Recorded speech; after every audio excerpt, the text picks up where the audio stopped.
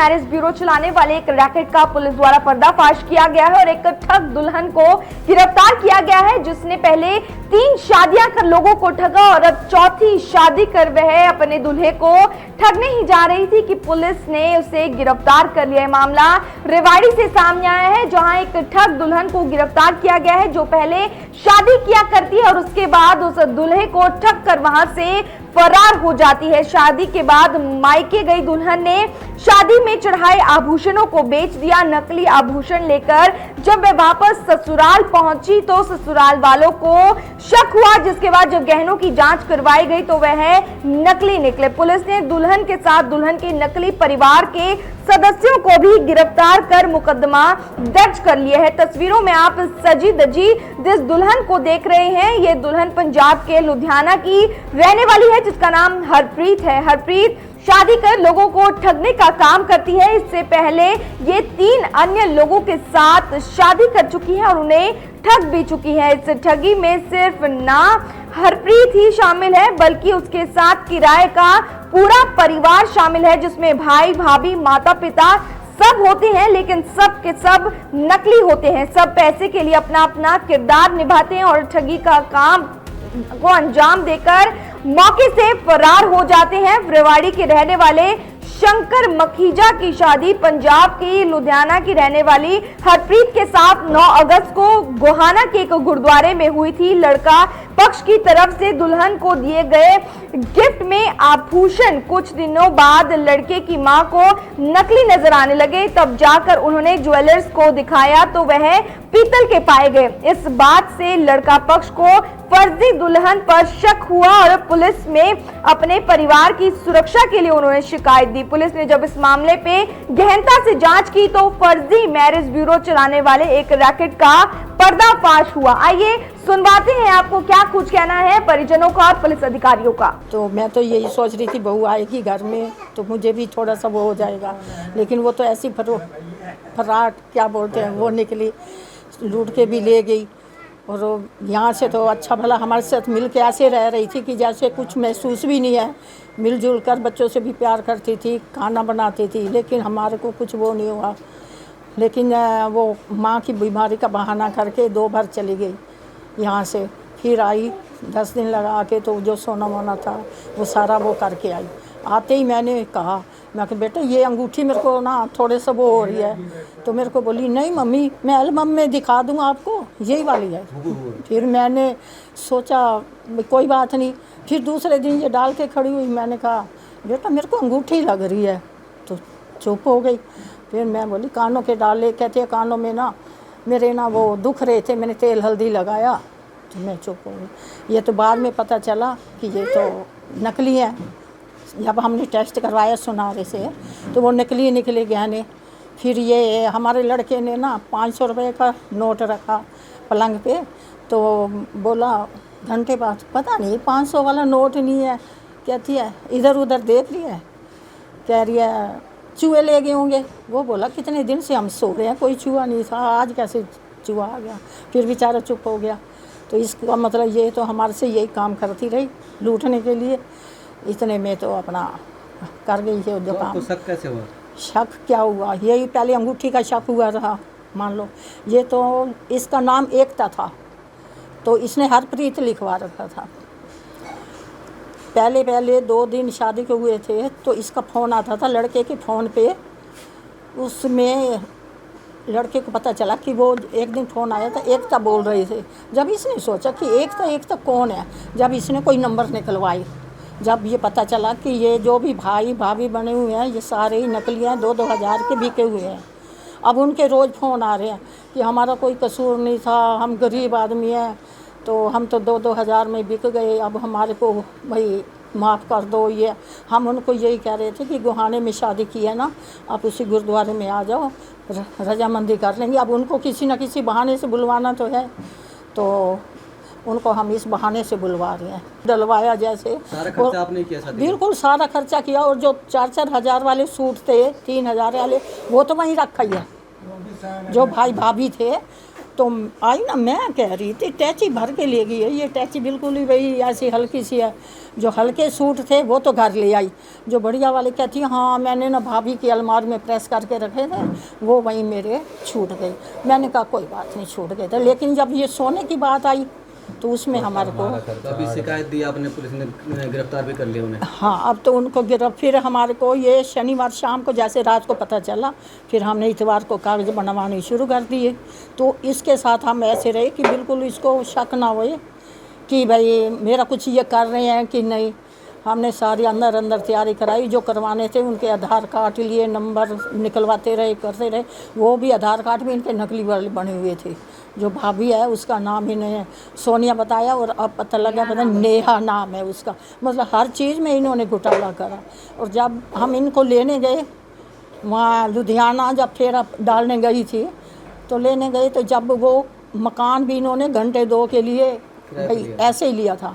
हम गए, कोई रोटी नहीं है, पानी नहीं है, चाय नहीं है, बस वो ठंडा पकड़ाया। फिर हम बोले 20 मिनट बैठे हम, जब कुछ था ही नहीं, नज़र ही नहीं आ रहा। मैं बोला बेटा टैची तैयार किया?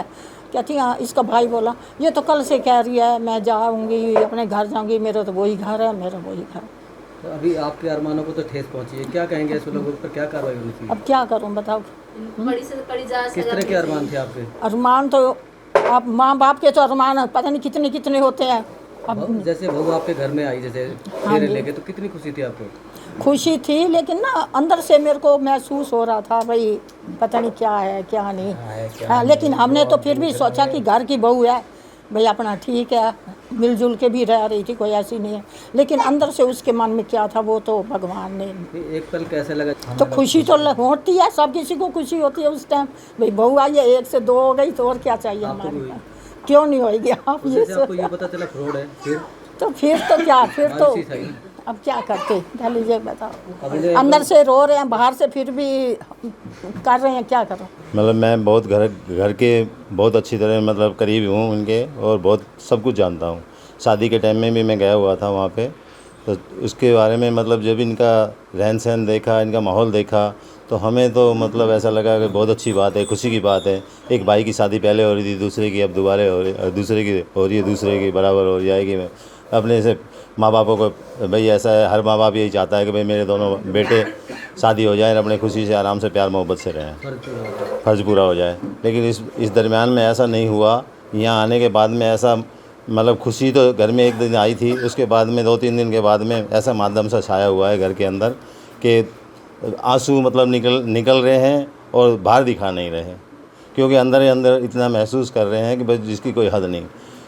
सारे गोल्ड वगैरह ले गई थी, वो भी डुप्लीकेट हो गए, सारे बेच के आ गई। सूटें वगैरह थे जो, वो सूट भी वहाँ पे सारे रख के आ गए। और जो भाई बहन बने हुए थे, कोई बाद में पता लग रहा है जी वो मेरा गर्लफ्रेंड है, वो मेरी सहेली है।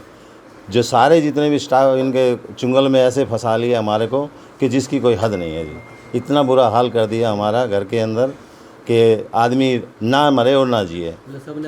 सबने अपना ऐसा कर दिया, जैसे कि फिल्में दुनिया में ऐसा कर रहे हैं। फिल्में देखते थे हम कि भाई ऐसा हो रहा है, ऐसा है, हम क्या सोचते थे भाई तो गलत है, लेकिन एक्चुअल में ऐसा हमारे साथ ऐसा हो गया कि हर बंदे ने लूट के खा लिया। और अब पता नहीं क्या क्या मतलब इसकी साजिश थी। कितने पैसे बीच के अंदर 2-3 बार गई है, 2-3 बार में कितने पैसे लेगी, क्योंकि खुला घर है, कोई रोक नहीं कोई टोक नहीं। उसके बाद में जब फ़ोनों से पता लगा कि भाई इस तरीके का माहौल है, तब थोड़ा सतर्क हुए। तो जब हमने एफआईआर दर्ज करवाई, एफआईआर दर्ज करवाने के बाद में जब इनको वहाँ पे पेश किया, इन्हों को गिरफ़्तार करवाया। गिरफ़्तार करवाने के बाद में अब एसएचओ साहब ने ये आश्वासन दिया है कि भाई ठीक है, हम इनकी कार्रवाई कर रहे हैं और जल्द से जल्द आपकी कोशिश यही करेंगे कि भाई इनको गिरफ़्तार करके और आपको न्याय मिलना चाहिए। तो ऐसे गिरोह जो चल रहे हैं शादी के लिए ना, शादी ब्यूरोज में, जी जी, इन पर क्या कुछ कार्रवाई करी चाहिए बाकी लोगों को इस तरह से? जनाब ऐसा है जी, हम तो ये कहते हैं कि गरीब आदमी के साथ जैसे हुआ है या किसी के साथ भी ऐसा होता रहे, पैसे वाले हो चाहे गरीब आदमी हो, एक बार घर में खुशियाँ आए और उसके बाद में मातम छाए, तो ऐसे आदमी को तो कड़ी सज़ा ऐसी मिलनी चाहिए कि ऐसे आदमी को जमानत भी नहीं मिलनी चाहिए। मैं उनका बड़ा भाई हूँ, उनके लिए तो मैं ये कह रहा हूँ कि जी हमने तो खूब अपनी तरफ से अच्छा रिश्ता करा, अच्छे कर्म, अच्छा सब कुछ करा, लेकिन बस वही बात है, लड़की वाले निकले फ्रॉड। उनने हर सारे जो भाई भाभी सब बन के हुए आए हुए थे, सब भी क्या हुए थे 2-2 हज़ार में, कोई 5-5 हज़ार में, सब नकली थे जी। वो आपका खर्चा कितना लगा वैसे? खर्चा हमारा कम से कम 8 से 10 लाख रुपए तक हो गया खराब। तो आपको ये कैसे पता चला कि फ्रॉड है? फ्रॉड तो जी मेरे भाई के फ़ोन पे ही फ़ोन आया था उनके कि जी इसका नाम तो एकता है, हमको तो पता भी नहीं है शादी हुई है, कौन है कौन किसने नहीं। किया था फ़ोन?